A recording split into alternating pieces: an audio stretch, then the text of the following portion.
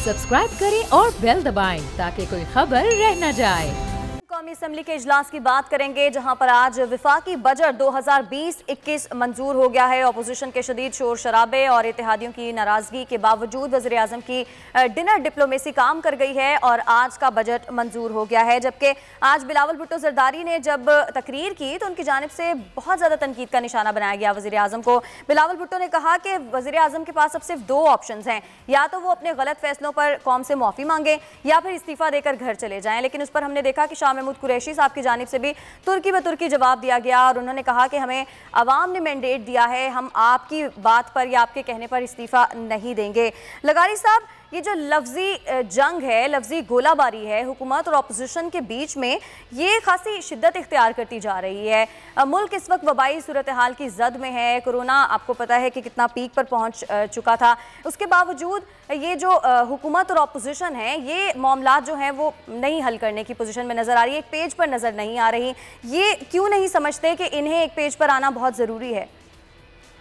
देखिए, कल जो प्रेस कॉन्फ्रेंस थी, ज्वाइंट प्रेस कॉन्फ्रेंस थी अपोजिशन की, उसमें बिलावल भुट्टो जरदारी ने एक बात बहुत वाजे की थी। उसने ये कहा था कि हम नए, जब ख्वाजा आसिफ ने कहा कि हम ये चाहते हैं कि ये सेटअप ख़त्म हो चुका है, इस सेटअप को ख़त्म किया जाए और नए इलेक्शन की तैयारियां की जाएं, तो उस पर उन्होंने कहा था कि नहीं, हम इस बात के लिए आमादा नहीं हैं, हम नया सेटअप नहीं चाह रहे हैं और ये वक्त नहीं है, चूँकि कोरोना मुल्क भर में फैला हुआ है। हम नहीं चाहते हैं कि ऐसे हालात में इलेक्शन नहीं हो सकते हैं। ये बिलावल ने खुद कहा था कि इन हालात में इलेक्शन का होना मुमकिन नहीं है। लेकिन एक बात तो साफ नज़र आ रही है ना, चाहे वो कितने ज़ोर शोर से भी दिफा करें शाह महमूद कुरैशी, ये तो तय हो गया ना, ये सामने हो गया है। आज के वाक़े ने भी साबित किया है और उससे कबल बहुत से वाक़यात इस बात को साबित करते हैं कि ये टोटल हुकूमत का फेलुअर है।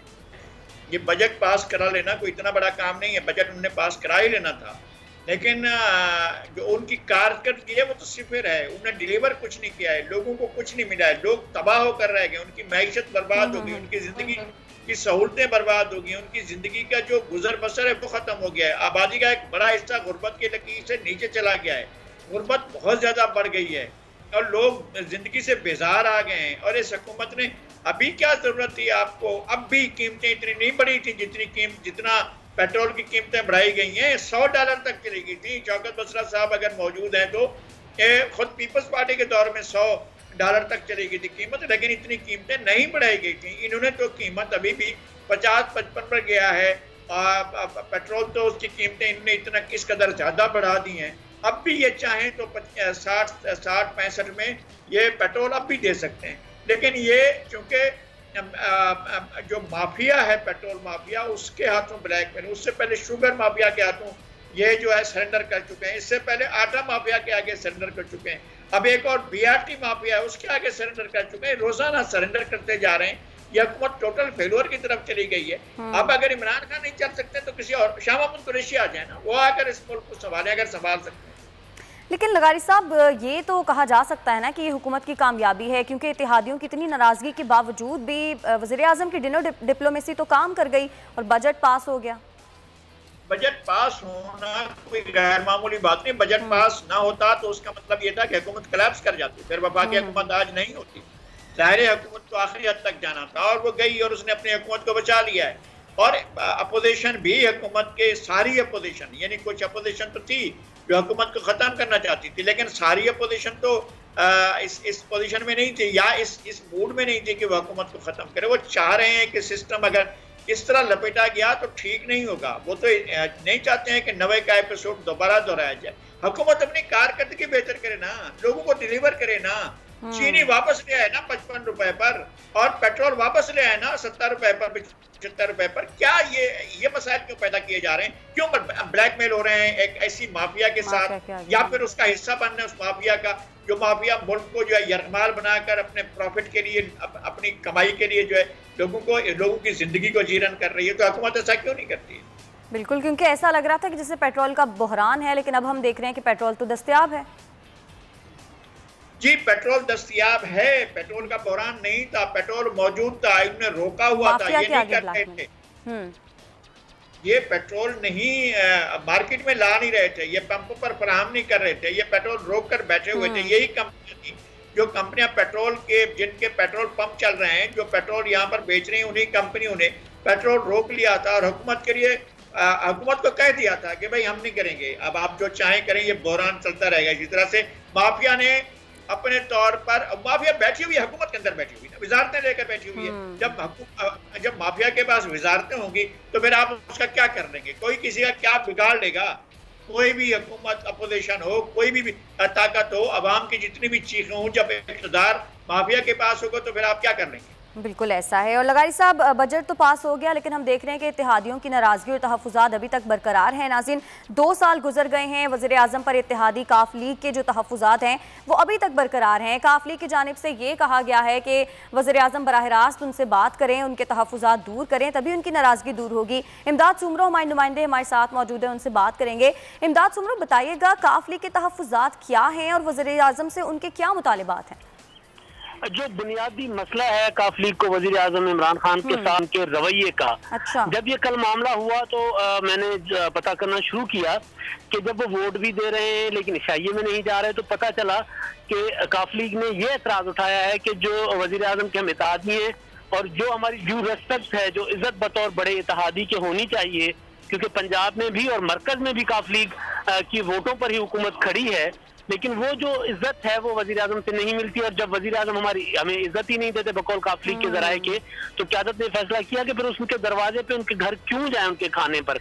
और दूसरा ये कि जो मसाइल हैं उनके पंजाब की हद तक काफ लीग वाले क्योंकि बहुत जीरक सियासतदान है, उन्होंने उस्मान बुज़दार के साथ अपने मामला सीधे रखे हुए हैं। पंजाब में जो मसला होता है वजीर आला के साथ स्पीकर पंजाब असेंबली की मुलाकात हो जाती है, मसाइल हल हो जाते हैं। लेकिन मरकज में जो MNAs हैं, इनके 4 और एक वफाकी वजीर हैं, उनके हलकों तक के मसाइल काफ लीग के जराए के बकौल वो हल नहीं होते। और इन मसाइल के लिए बारहा काफ लीग की क़यादत में कहा कि वजीर आजम से बराह रास्त उनका राब्ता हो, ताकि जब भी कोई मसला हो, जब भी कोई शिकायत हो, वजीर आजम के साथ डायरेक्ट रखकर जो है वो हल हो सके। लेकिन ऐसा वजीर आजम ने कभी भी इनके साथ हाथ मिलाने को आमादगी का इजहार नहीं किया, जिस पर काफ लीग जो है वो नाला है। और उनका असल जो इस वक्त हम कह सकते हैं कि दीगर मसाइल तो अपनी जगह वो हल होते रहते हैं, ये काफ लीग के जराए भी कह रहे हैं, लेकिन जो असल मसला है वो वजीर आजम का रवैया है। और काफ लीग अभी इसको जो उन्होंने एक जेस्चर दिया था नाराजगी का, वो नहीं गए उस पे इशाइये पे। लेकिन अब अगर वजीर आजम उससे नहीं कोई करेंगे, उनको मुस्बत जवाब नहीं देंगे, तो मुमकिन तौर पर हमारे जराए भी कह रहे हैं काफ लीग आगे जाकर कोई और फैसला भी कर सकती है। लेकिन अभी तक उनको वजीर आजम साहब के रवैये का उनके साथ मसला है, जो अगर ठीक हो जाएगा तो फिर काफ लीग की नाराजगी दूर हो जाएगी। तो काफ लीग की जानिब से कोई कांटेक्ट किया गया है अपना मैसेज वज़ीर आज़म तक पहुंचाने के लिए? क्या किसी से राब्ता किया गया है वज़ीर आज़म के करीबी किसी साथी से? जी बिल्कुल, ये जब भी यानी कल जब मामला हुआ, जब ये शाही में उन्होंने जाने से इनकार किया, तो स्पीकर असद के असर चल के गए तारिक बशीर चीमा साहब जो वफाकी वजीर हैं, उनके पास चौधरी परवेज इलाही को फोन हुआ, तो उन्होंने ये चीजें उनके कन्वे कर दी है। मेरे जराए का दावा है कि उन्होंने कह दिया है कि भाई वजीर आजम साहब हम कोई कमतर हैं या वो कोई बहुत ही ज्यादा कोई अलग से मखलूक है कि हमसे रब्ता करने में उनको कोई मसला आ रहा है, हमसे बराह रास्त बात करें, ताकि हम बीच में जो शिकायत हैं, बीच में जो मसाइल हैं, गलत फहमियाँ हैं, वो ना रहें। तो ये बारहा जब भी शिकायत होती है, मेरे ज़राए कहते हैं कि वजीर आजम को उन्होंने ये पैगाम उनके वज़रा के जरिए दिया है, लेकिन वजीर आजम ने हर बार इनकार किया है मुस्लिम लीग काफ की क़यादत से मिलने को। और आज आपने ट्वीट देखा होगा, मोहन इलाही साहब ने भी अपना एक मुख्तसर बयान जारी किया, जिसमें उन्होंने कहा कि हुकूमत मुद्दत पूरी करे। ये क्या हुआ? हुकूमत को अवाम के साथ किए हुए वादे पूरे करने चाहिए, तो उस पर भी उन्होंने आज तंज किया है वजीर आजम पर। तो काफ लीग को जो शिकायत हैं वो आहिस्ता आहिस्ता बढ़ रही हैं, और उसका मरकज जो है वो वजीर आजम साहब बताते खुद हैं। कोई और नीचे मर्ग होती है, शिकायत तो और होती है, लेकिन काफ लीग के लिए जो सबसे बड़ा मसला बन रहा है वो वजीर आजम साहब खुद हैं, जिनको मसाइल हल करने चाहिए। ये 2 साल गुजर गए हैं, वजीर आजम के सबसे बड़े इत्तेहादी काफ लीग वजीर आजम से नाराज हैं और वजीर आजम के रवैये के ऊपर सवालिया निशान उठाए जा रहे हैं। लगारी साहब, जिस तरह से काफ लीग की जानिब से कहा गया है कि वज़ीर आज़म का रवैया दुरुस्त नहीं है और वो इसी वजह से इशाइये में उन्होंने शिरकत भी नहीं की, और अब भी उनका यही मुतालबा है कि वज़ीर आज़म से बराह रास्त राब्ता हमारा करवाया जाए और हम लोगों के तहफ़्फ़ुज़ात दूर किए जाएँ। लगाई साहब, ये जो वज़ीर आज़म के रवैये पर सवालात उठाए जा रहे हैं, वज़ीर आज़म को क्या मामले की संगीनी का अंदाज़ा नहीं है कि अपोजिशन को तो वो नाराज़ करके चल सकते हैं, लेकिन इत्तेहादियों को नाराज़ करके साथ चलना मुश्किल हो जाएगा? असल मसला ये है उनका कि वो सियासत को भी क्रिकेट की तरह खेल रहे हैं। अच्छा। और वो ये समझ रहे हैं कि क्रिकेट में वो जिस तरह से फैसले करते थे इसी तरह के फैसले करके वो टीम को अपने हक में कर लेंगे और मैच भी अपने हक में कर लेंगे। अगरचे पहले भी ऐसा नहीं होता था और अब भी ऐसा नहीं होता। देखें, जो चौधरीज हैं, जो काफ लीग के लीडर्स हैं, वो वफादार लोग, बिल्कुल ऐसा वो राज वाले लोग हैं। उनके साथ कुछ ना कुछ लोग हैं, उनके साथ उनकी औताक है, उनकी बैठक है, उनकी बैठक पर लोग जमा होते हैं, उनके दर दरवाजे खुले हुए हैं, उनके दर दरवाजों पर लोगों की आमद-रफ्त रहती है, उनके साथ लोगों का ताल्लुक रहता है, वो लोगों के साथ बैठते हैं, उनके मसाइल सुनते हैं और उन्हें हल कराने की कोशिश करते हैं।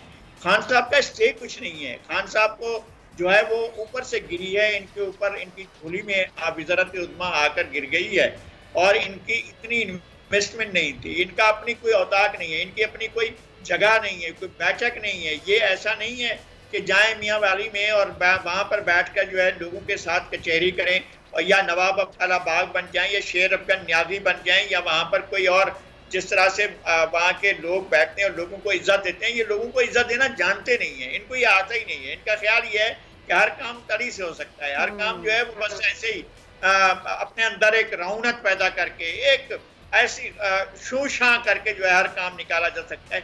ऐसा नहीं है। वो वक्त और था, ये वक्त और है। उन्होंने दो लोगों को देखा था, उन्होंने ज़ियाउल हक को देखा था और नवाज शरीफ को देखा था। नवाज शरीफ की मेहरबानियां देखी थी।